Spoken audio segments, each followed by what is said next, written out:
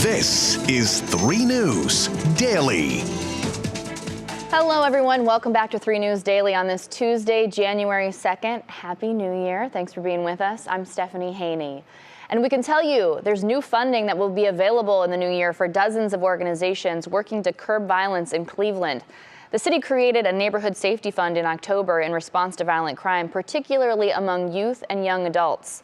Now 29 organizations are receiving thousands of dollars each, and those include groups like Together We Rise and MPAC Cleveland. Officials say this money is critical to supporting their efforts to reduce violent crime. We have both lost people close to us due to gun violence. So again, Project Ripple is for the people and it's by the people. We're not third parties. We understand the pain. We understand the grief that people are going through. That's why we know the resources that are needed. We are from the community. LJM with Together We Rise said they plan to use the money they received to build a clubhouse and to help fund work responding to issues in the community that don't require police officers. Now we're still gathering the details surrounding the death of a Cleveland police officer who died on Monday. 23-year veteran patrol officer Victor Claudio died while on duty yesterday morning. Officer Claudio served in the city's 5th district, and he was awarded the Distinguished Service Award in 2014, with city officials describing him as one of Cleveland's finest. Cleveland Mayor Justin Bibb released a statement saying in part that his prayers are with Victor Claudio's family and the members of the Cleveland Division of Police. He said, quote, "The entire city thanks him for his service." Now in Akron, police are investigating 2 robberies that happened on New Year's Eve. They say the male suspect you see on your screen now robbed a GameStop employee at gunpoint and took money from the cash register. A few hours later, a nearby Denny's employee was also robbed at gunpoint, where the suspect also took money from the register. Akron police are working to determine if the 2 robberies are related. Now to Garfield Heights, where police are looking for whoever stole lawnmowers from a school bus garage. In a Facebook post, police say 5 mowers were stolen on Christmas Day. Then 2 days later, 5 vehicles were taken. Police say this white truck is involved, and they believe both incidents are connected. Now with the new year comes new laws, and in less than 2 weeks, Ohio's new social media law goes into effect. The Social Media Parental Notification Act requires social media platform owners to develop ways to verify whether a user is under the age of 16. And if so, they have to secure consent from parents or guardians for that person to use the platform and also submit written confirmation of that consent to the state. This will be an interesting one to enforce. That law goes into effect on January 15th. Now, this is the time of year for making and sometimes breaking resolutions. After the holidays, being physically healthy often tops people's lists. But after 2023, with high inflation, rising interest rates, and economic uncertainty, financial fitness is actually rising in popularity. CNBC's senior personal finance correspondent Sharon Epperson has tips for sticking to financial goals in 2024.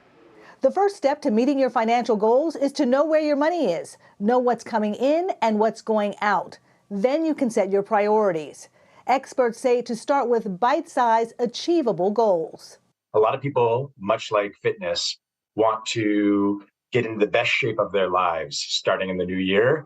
And just like financially speaking, it doesn't work that way. So it's really good just to start small and start building those financial muscles. Make a weekly appointment with yourself to check on your spending and savings. If your goal is to build up your emergency fund or save for a big purchase like a dream vacation or down payment on a house, small dollars can really add up, but it takes time. Say you start with $20 in a high-yield savings account, earning 5% interest, and you add $20 a week. In 1 year, you'll have saved over $1,000. In 5 years, you'll have close to $6,000. And in 10 years, you'll have saved over $13,000. When it comes to spending, be intentional. Ask yourself, what do I need? What brings me joy? And how can I get that without racking up debt? Figure out what you can safely spend and still reach your financial goals. You don't have to do it alone. Find an accountability partner, a family member, friend, or financial advisor who can help you stick to your goals. For CNBC, I'm Sharon Epperson. Starting small, always a good tip there. And speaking of the new year, it's going to be a big one for Northeast Ohio. Our own Isabel Lawrence tells us when to mark our calendars for the year's most historic and impactful events that are yet to come. Just like that, 2024 is here, and Cleveland will be in the spotlight. The NCAA Women's Final Four returns to Cleveland for the first time since 2007. Teams will face off on April 5th and 7th at Rocket Mortgage Fieldhouse. And that isn't the only sporting event coming our way. The largest international gathering in our city's history. In July, the Pan American Masters Games will welcome thousands of athletes over 30 years old from across the world to compete in different sports. But if you're looking for something out of this world...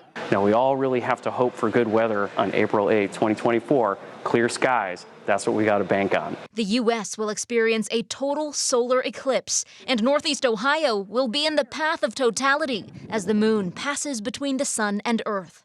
If that isn't enough of a thrill for you... Introducing Top Thrill 2, the world's tallest and fastest triple-launch stratocoaster. Just wait until May, when the Top Thrill 2 will open at Cedar Point. The park says the coaster will go 101 miles per hour. For more fun, head south to Canton for a new water park at the Pro Football Hall of Fame Village mid-year. And by the end of the year, Cleveland's skyline will have a new addition, with Sherwin-Williams' new headquarters. And if we're looking even further out to 2025, we already know the National Urban League Conference will come to Cleveland, as well as the annual convention of the National Association of Black Journalists. Isabel Lawrence, 3 News. Thank you, Isabel. So many great things coming here. I can't wait to get in that water park in Canton. That's going to be fun. All right, here's our question of the day. Of course, you probably could have guessed this one. If you are someone who makes New Year's resolutions, we want to know what they are. Post your comment to the WKYC Facebook page. We'll talk about all of it during 3 News at 4 and 3 News at 5. Now, I'm not a big New Year's resolution person, but I am hoping to get better organized in the new year. That's just one thing. We'll see what happens. Thanks for being with us for today's edition of 3 News Daily, this first one of 2024. We got a lot more ahead. We'll see you back here tomorrow with more of your top stories from Northeast Ohio. Have a great day, everybody.